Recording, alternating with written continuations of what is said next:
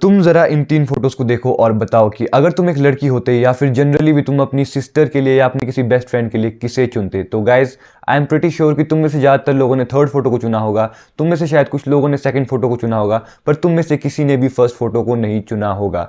तो this shows कि why human beings like pretty things. हमें सुंदर लोग पसंद है और ये एक फैक्ट है। भले ही हम कॉन्शियसली इस चीज़ के बारे में ना सोचें, लेकिन सबकॉन्शियसली हमारा ब्रेन इस तरीके से फिक्स है कि हमें सुंदर लोग ही ज़्यादा पसंद आते हैं, हमें प्रिटी फेसेस ज़्यादा पसंद आते हैं। पर लेकिन हमारी जो मेन स्ट्रीम मीडिया है वो हमें कुछ और ही दिखाना चाहती है, जैसे कि तुम इस वीडियो को देखो। Point is very simple, but मुझे ना थोड़े से एवरेज जो ज्यादा पसंद है, the truth be told. I mean Hindi में बताओ तो मतलब थोड़े से नॉर्मल से बंदे, यू नो, वो सिक्स पैक टाइप। ओके मैं काम करती हूँ उनके साथ, अच्छा लगता है, इट्स ओके। पता है ये गलतफहमी होती है lot of teenagers, teenage boys की, हाँ। कि मुझे सिक्स पैक बनाना है, फिर मैं अट्रैक्टिव बन जाऊंगा। नहीं चाहिए, अपने माइंड को अट्रैक्टिव बनाओ, माइंड को अट्रैक्टिव बनाओ। तो इस वीडियो को देख के तुम क्या समझते हो? मतलब इसमें बताया जा रहा है कि लुक्स मैटर नहीं करते, तुम्हारी पर्सनैलिटी मैटर करती है, तुम्हारी बातचीत मैटर करती है। हाँ, वो भी मैटर करती है, पर लेकिन जब तुम किसी से पहली बार मिलते हो तो तुम क्या नोटिस करते हो? उसमें सबसे फर्स्ट चीज जो तुम नोटिस करते हो वो है उसकी लुक्स। पर लेकिन हमें बचपन से ही बताया जाता है कि मतलब लुक्स ज़्यादा मैटर नहीं करते। हमें बचपन से हमारे घर वाले बोलते हैं कि हमें लड़कियों से दूर रहना चाहिए। जैसे कि मेरा एक दोस्त था, वो बहुत ही मोटा था, उसका स्कूल में सब मजाक उड़ाते थे। पर लेकिन जब मैं उसके साथ उसके घर जाता था तो उसकी मम्मी हमेशा उससे खुश रहती थी। उसकी मम्मी उससे बहुत प्यार करती थी और बोलती थी तू सबसे ज़्यादा सुंदर है, तू मेरा राजा बेटा है, ये है वो है। और वो बंदा भाई लिटरली भाई सरसों का तेल लगा के आता था अपने बालों में, और ये साइड पार्ट करता था बिल्कुल, इतना ज़्यादा सरसों का तेल लगाता था और पूरा मतलब साइड पार्ट बिल्कुल करता था भाई, उसके कान तक तेल पहुंच जाता था। और उसका क्लास में सारे मजाक उड़ाते थे। पर लेकिन उसके घर वाले उसे कहते थे कि भाई तू अच्छा लग रहा है, कि बेटे तू अच्छा लग रहा है और तू बहुत हैंडसम है। इस वजह से उसे लगता था कि मतलब हम सब बुरे हैं।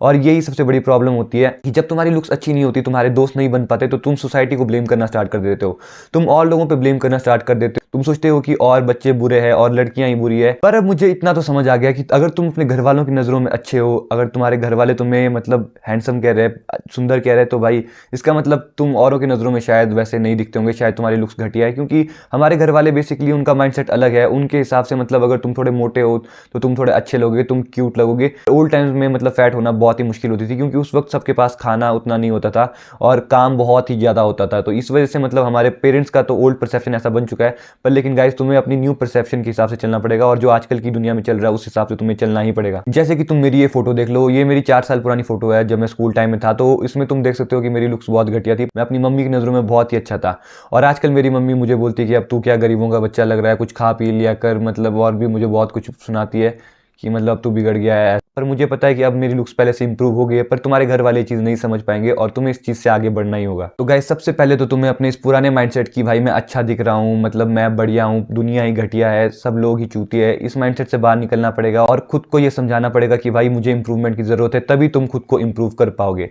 तो गाइस बस आज की वीडियो में मैं तुम्हें यही बताऊंगा कि तुम ऐसी क्या चीज़ें कर सकते हो जिससे कि तुम्हारी लुक्स कुछ ऐसे हो सकती है, और तुम भी ऐसा कैसे कर सकते हो। तो गाइस फर्स्ट चीज़ जो तुम्हें करनी है गाइस वो है start getting insecure. I know कि ये बात सुनने के बाद बहुत सारे बंदे मुझसे गुस्सा हो गए होंगे कि भाई ये क्या बोल रहा है, तो इनसिक्योर क्यों होना है हमें। तो गाइस तुम्हें एक चीज समझना पड़ेगा कि तुम इनसिक्योर ऐसे ही नहीं होते हो। तुम इनसिक्योर तब होते हो जब तुम्हारे सबकॉन्शियस ब्रेन को जेन्युइनली लगता है कि तुम्हारी बॉडी के साथ कुछ रॉन्ग हो रहा है, तुम अपनी लाइफ में कुछ गलत कर रहे हो, तभी तुम इनसिक्योर होते हो। जैसे मैं तुम्हें एग्जाम्पल देता हूँ, अगर कोई एक मोटा बंदा है, उसे बचपन से उसके घर वाले बोल रहे कि बेटा तू सुंदर है, तू अच्छा है, तू ऐसा है, तू वैसा है। उसके दोस्त उसे ऐसे मिले, मतलब फेक फ्रेंड्स तो नहीं कहूँगा, गुड फ्रेंड्स कह लो तुम, जो कि उसे बॉडी पॉजिटिविटी करते हैं कि मतलब हर एक बॉडी अच्छी होती है, हर एक का बॉडी टाइप अलग होता है, ऐसा होता है वैसा होता है। उसने ऐसी भी यूट्यूब में वीडियो देख रखी है जिसमें बताते हैं कि हर एक का बॉडी टाइप अलग होता है। रणवीर अलाहाबादिया कैसे पॉडकास्ट जिसमें बोल रहे हैं कि भाई बॉडी मैटर नहीं करती है, और बचपन से वो ऐसी चीज़ें देखता आ रहा है, तो बड़े होते होते उसका स्ट्रॉन्ग परसेप्शन बन जाता है लाइफ को लेकर कि मतलब वो परफेक्ट है, उसमें कोई प्रॉब्लम नहीं है। लेकिन अगर कोई बंदा अपने मोटापे को लेकर इनसिक्योर हो रहा है, उसके थोड़े टॉक्सिक फ्रेंड है जो उसे मोटा मोटा कहते हैं, उसके घर वाले, उसका बाप उसे मोटा कहता है,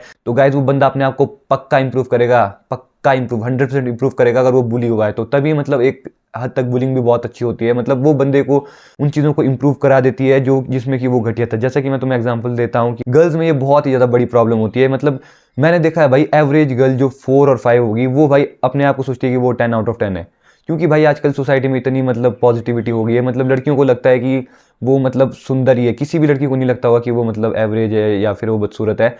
भाई अगर तुम किसी भी लड़की की इंस्टाग्राम पोस्ट में जाओगे, कमेंट देख लोगे, तो मतलब वहाँ तुम्हें कई लड़कों के कमेंट मिल जाएंगे और बहुत सारी लड़कियों के कमेंट भी मिल जाएंगे जिसमें वो दिल दे रहे होंगे, और भी मतलब अलग अलग तरह के क्रिंज कमेंट होते हैं। मुआ मुआ, pretty girl, beautiful girl, eye catching, पता नहीं क्या क्या बकचोदी भाई, मेरे को पता भी नहीं चल रहा है। ऐसी ऐसी चीज़ें लड़कियों के कमेंट्स में मिल जाते हैं, तो इस वजह से हर एक लड़की को लगता है कि वो सुंदर है, और इस वजह से हर एक लड़की का ईगो बहुत ही ज़्यादा बढ़ गया है। और ऊपर से आजकल मतलब ये जो के ड्रामास और जो हॉलीवुड मूवीज़, बॉलीवुड मूवीज़, उसमें हमेशा ये पोर्ट्रे किया जाता है कि मतलब परफेक्ट लव कुछ अलग ही होता है, और इस वजह से लड़कियों के स्टैंडर्ड्स हाई हो गए हैं। इसी वजह से मतलब जो एवरेज चिक्स है, मतलब वो सिर्फ एक टॉप बंदे के पीछे भागती है और फिर बाद में अपना हार्ट ब्रेक करवा देती है, और उसके बाद सोचती है कि मतलब लड़के ही ख़राब है।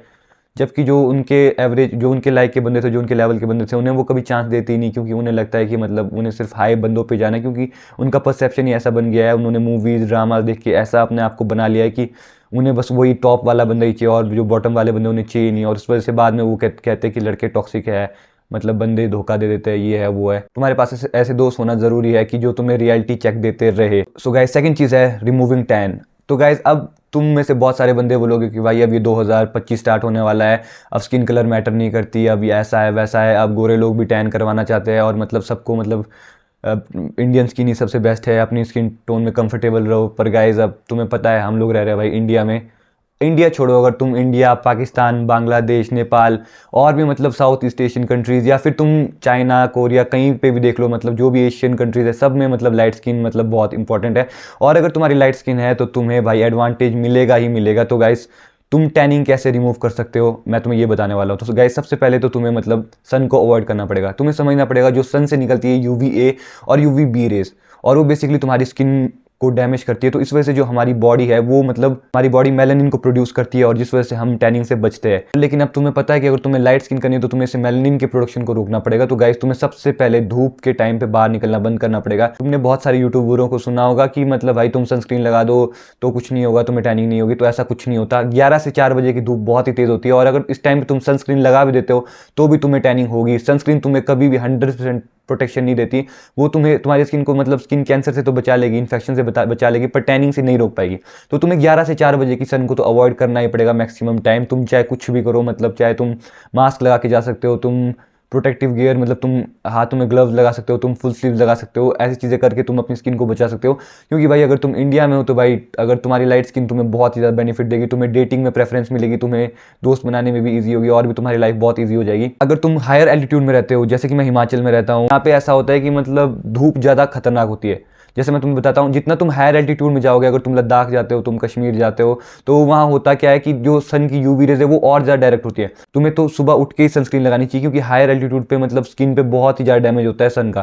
प्लेन एरियाज से कंपैरेटिवली 3 टाइम्स ज़्यादा सन डैमेज होता है तुम्हें हायर एल्टीट्यूड में। इसलिए अगर तुम पहाड़ों में रह रहे हो तो भाई तुम्हारे लिए तो सनस्क्रीन लगाना बहुत ही ज़्यादा इंपॉर्टेंट हो जाता है। गाइस, थर्ड चीज़ जो तुम्हें ग्लो के लिए बहुत ही ज़्यादा इंपॉर्टेंट है वो है गाइस तुम्हारे हेयर्स। अब गाइस, हेयर्स बहुत ही ज़्यादा इंपॉर्टेंट है। इंडिया में ज़्यादातर बंदे ये वाला हेयर स्टाइल रखते हैं जिसमें साइड और बैक फेड होती है और आगे से साइड पार्ट होता है, बस भाई। ज़्यादा से ज़्यादा अगर कोई बंदे कॉलेज में है तो अपने बालों को खड़ा कर देंगे जेल लगा के। ऐसे एरिया में अगर तुम एक अच्छा हेयर स्टाइल चुनते हो अपने फेस शेप के अकॉर्डिंग, अपने स्टाइल के अकॉर्डिंग, अपनी लुक्स के अकॉर्डिंग, तो भाई तुम आउटस्टैंड करोगे ही। और अगर तुम आउटस्टैंड करोगे तो तुम्हें डेटिंग में प्रेफरेंस मिलेगी, तुम जनरली भी ज़्यादा अप्रोचेबल लगोगे, और तुम एक मेन कैरेक्टर वाली वाइब दोगे। तो गाइस, तुम्हें अपने हेयर्स को तो ग्रो आउट करना ही चाहिए। अब हेयर स्टाइल पे मैं बहुत सारी वीडियो बना चुका हूँ, तुम उसे चेक कर सकते हो। अगर मैं तुम्हें हेयर स्टाइल के बारे में अभी बताने बैठूँ तो ये वीडियो बहुत ही लंबी हो जाएगी। थर्ड चीज़ है गाइस, वो है फैशन सेंस पे। तुम्हें ऐसे कपड़े लगाने पड़ेंगे जो कि तुम्हारे ऊपर सूट करते हैं। मैंने बहुत सारे बंदों को देखा है कि वो कपड़े ऐसे लेते हैं जो कि किसी हीरो हीरोइन ने लिए हो। भाई, अब अगर ऋतिक रोशन ये कपड़े लगाता है तो तुम सोचोगे कि तुम ऐसे लगाओगे तो तुम ऋतिक रोशन दिखोगे, तो भाई ऐसा नहीं हो सकता। तो तुम्हें ऐसे कपड़े ढूंढने पड़ेंगे जो तुम्हारी लुक्स को इंप्रूव करके दे। अब जैसे कि अगर कोई स्किनी बंदा है और वो स्किनी जीन्स लगा दे तो भाई वो कितना घटिया लगेगा, तुम्हें भी पता ही है। और वहीं अगर स्किनी बंदा एकदम बैगी जीन्स लगा दे तो भी वो मतलब बिल्कुल कार्टून लगेगा। तो मतलब स्किनी बंदा है उसे लगाने चाहिए मतलब स्ट्रेट फिट कपड़े, वो उसकी लुक्स को इंप्रूव करके देगा।